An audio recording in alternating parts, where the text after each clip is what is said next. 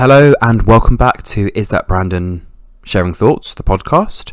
I haven't done a podcast episode in a while, so I thought I'd just do a quick episode to just enlighten you on a film series that I've watched recently.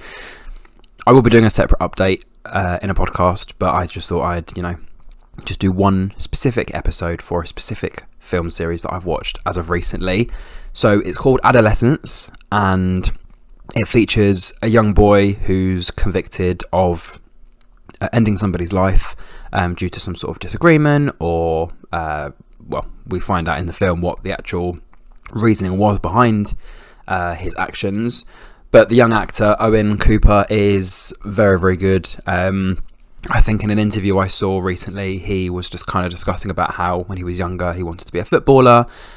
And then obviously having fallen into this role, he now wants to be an actor full time. So that's really, really nice to see, some young people who have a passion for one thing and then they do something and then end up having a passion for something else. So yeah, it's really admirable. I think the boy's only like 14 or 15. So yeah, this is his first proper acting debut. And, I watched how the film series was made, and it was like a 2-minute little video of, showing how many takes it took for them to film each of the scenes. Most of them were on the last take, and a lot of them were filmed as a continuous video, so there wasn't a lot of cutting and stopping and restarting. It was just all continuously done in one motion. So yeah, it was a really interesting series, and I think that's the thing with films and stuff nowadays. Like, there's so many things you can do with the camera and so many different positions you can, position the characters in, and the different scenes and scenery and props and things like that. So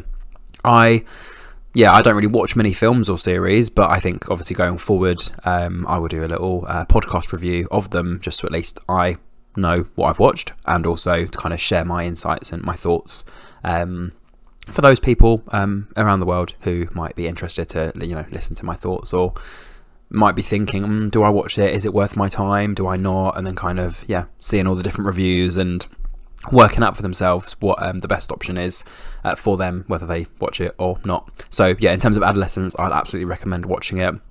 So one of those film series, like, you had Baby Reindeer that was kind of blowing up at one point. You had Saw that was blowing up at one point.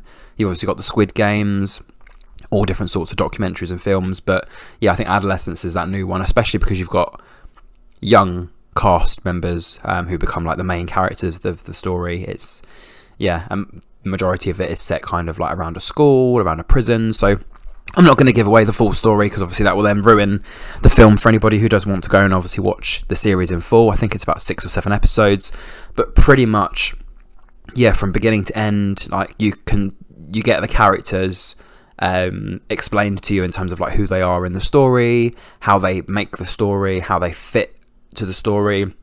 I think obviously right at the beginning you kind of see a male and female cop in the car. The guy's quite distressed, quite angry, and she seems to be quite like relaxed and kind of like, oh, he's just being rude to me again. But I think it's just the fact that he's obviously stressed and wants to really just get on with this case. So yeah, throughout the film there's a lot of character development. There's a lot of being introduced to different characters who may or may not be involved in the case.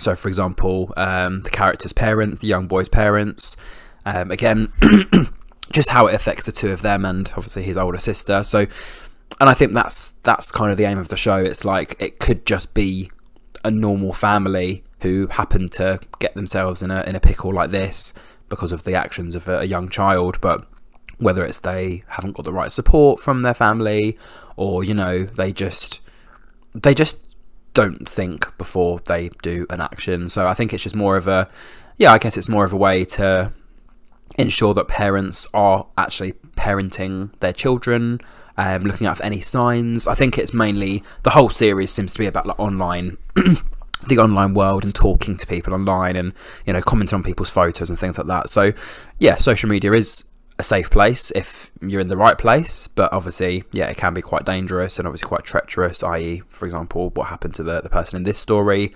because of how something can be conceived online, or how something can be read online, or how something can be shared so easily. So yeah, I guess kind of at the beginning of the film you kind of get to know his family and how genuine and how relaxed they are. It's not like they have any drinking problems or drug addictions or anything like that. They're just just your normal standard family, mum and dad, younger brother, and older sister.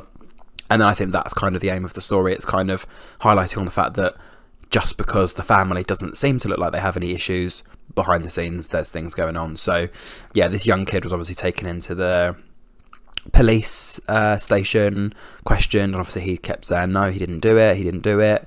And then yeah, you have a really supportive emotional father who's kind of like, no, I know you didn't do it, just be honest with me, be open with me, I'd rather you just tell me if you did commit this offence than obviously lie to me, and you know, I believe you. And that's the thing, so the parents always believe on the kids.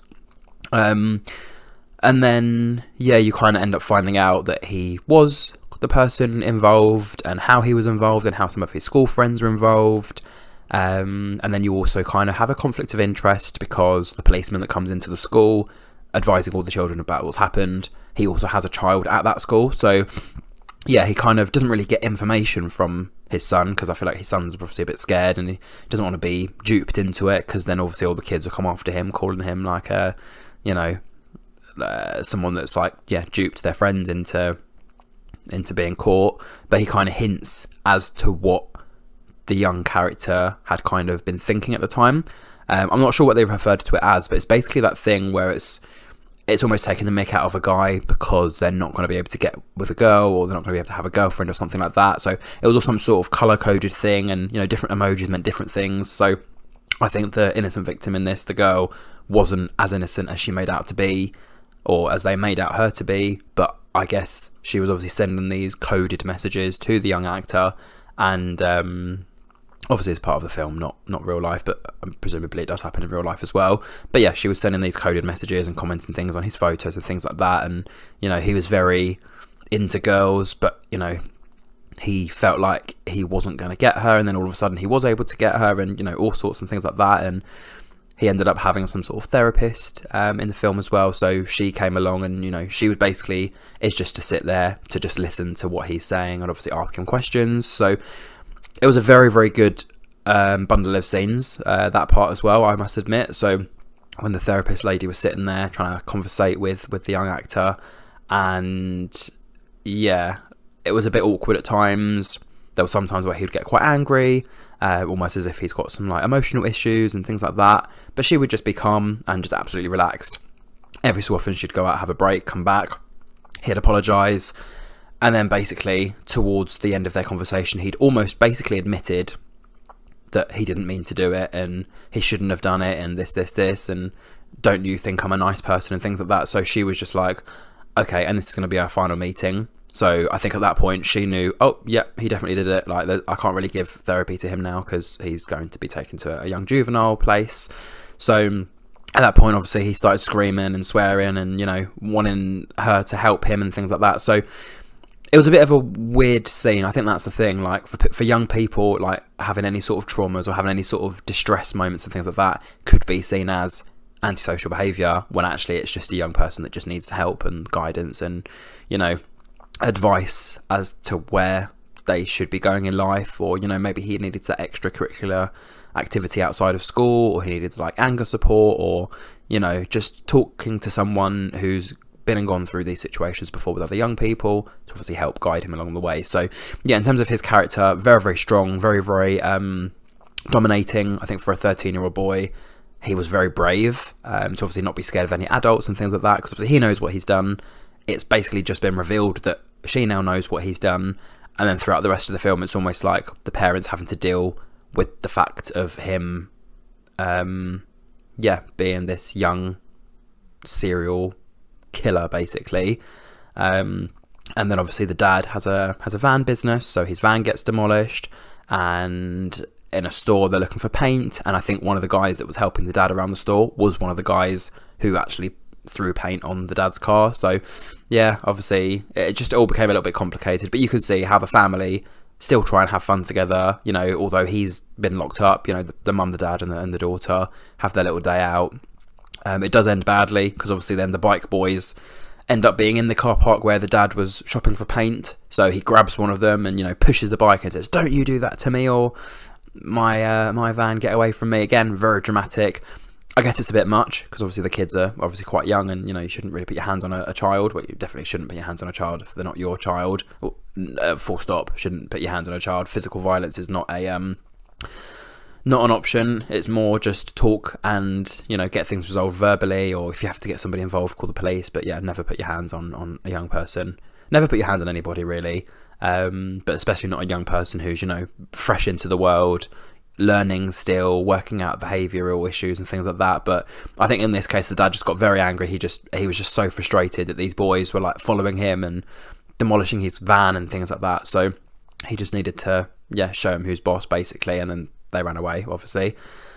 But you don't get to see any of the trial or the court or anything like that unfortunately in the film, but you basically know that the kid's been locked up, and he basically had admitted to it, and he was on the phone basically changing his plea deal from being innocent to guilty, because he knows he's made a mistake, and it's just better for him to just be honest, open about it. Dad was obviously very upset.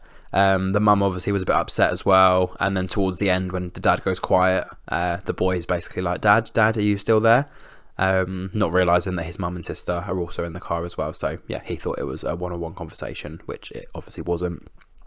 But overall, very kind of emotive film. I guess could be potentially based on a true story, if not many stories out there that there's lovely families and loving families, and all of a sudden just something in someone's head just changes and they end up wanting to fight back or hurt somebody, or just put somebody through something because they've been felt in a certain way or they've been treated in a certain way. So I think that's the thing with these sorts of films. They're emotive and they're important and informative, but you've also got to remember that these things could be actually happening in real life as well. So it's not great, but I do admire these films and the producers and things, especially because some of the scenes were done in one take as well.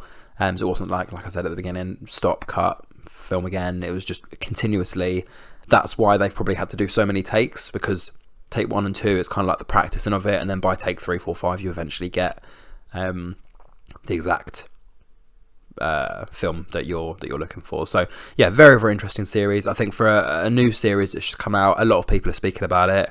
They're obviously applauding him as a new young actor, the guy that was playing the main boy, and the rest of the cast absolutely fantastic. Like especially in the school, you had the teacher, you had some of the other kids that were involved, you had another girl. She was I think her character was called Jade. So again, she was very dominant, very, not angry, but just upset about the situation, because obviously it was her best friend that lost her life. So again, her character portrayal, very, very good as well. Again, it must have been exciting for her, just being this young person, being able to, shout at adults and, get in the fight with a boy and, be seen as this like boss girl. But at the end of it, she's lost her friend, so she's going to have her emotions all over the place. But again, that is kind of probably what happens in some schools, mainstream, private, public, all girls or boys schools, whatever sort of schools are around, that, kids fight back and kids shout back at teachers, and it's not because of their bad behaviour. That's how it's portrayed, or that's how it's seen, but it could be, how's their life situation at home? Have they lost a friend? Have they lost a family member? Are they struggling mentally, physically? Like, do they not like how they look? Do they not like how they act? Do they not like how they talk? There's always something, there's always some sort of backstory as to why children are badly behaved. It's not just that because they're badly behaved, it's because there's something else going on in their life. And I feel like that was something I learned growing up as well, because I was never a bad kid, but I felt like I had complications and, things that I was having to deal with in my personal life that then meant I was seen as a naughty kid when actually I wasn't. I was just troubled. And thankfully I'm now not a child, and thankfully I'm now not troubled. So for me, I kind of resolved myself. I kind of had my therapy. I had my, talking to counsellors and things. So I think that's just kind of the motive of this story, that, young people can struggle, young people can get help, and young people can be, shown the right way. But I think for this main guy in the story, the main boy, he didn't really, it's not that he didn't have the support, he just wasn't advised as to what he shouldn't do. He maybe didn't learn as quickly as the other kids. He maybe felt a little bit left out. So he just wanted to do something to bring popularity back, and it ended in ending someone's life. So very interesting series. Like I said, if for those of you out there that are buzzing film fanatics, you enjoy watching new series, especially those that potentially could be based on true stories, I definitely recommend Adolescence. It is available on Netflix. I'm presuming you can stream it on other services as well. But yeah, if you did enjoy my podcast episode and my review, then don't forget to like, comment, share and subscribe. Don't forget to check me out on YouTube if you're not already watching this on YouTube. And until my next review, thank you very much. And is that Brandon sharing thoughts? Over and out. Thank you very much. Bye-bye.